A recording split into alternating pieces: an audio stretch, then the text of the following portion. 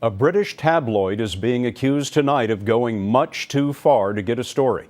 Mark Phillips reports the newspaper hacked into the phone messages of a missing 13-year-old girl, a girl who was later found murdered.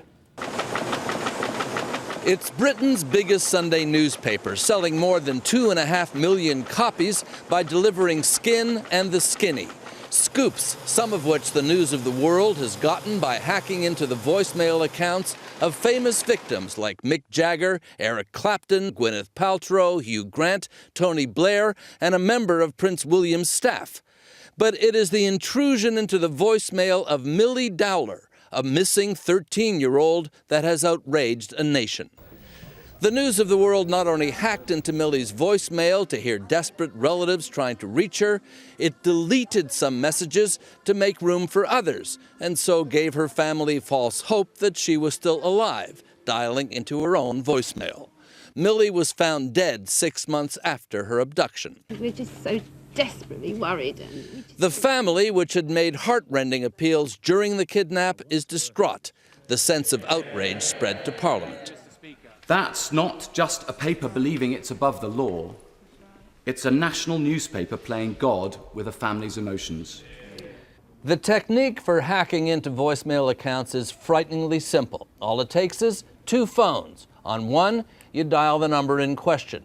Then, while it's busy, you dial the number again on the other phone, which immediately goes to voicemail. It's then simply a matter of dialing in the usual factory PIN numbers, 1, 2, 3, 4, or 0000. It's surprising how many people never change their PINs. The scandal has business and political fallout.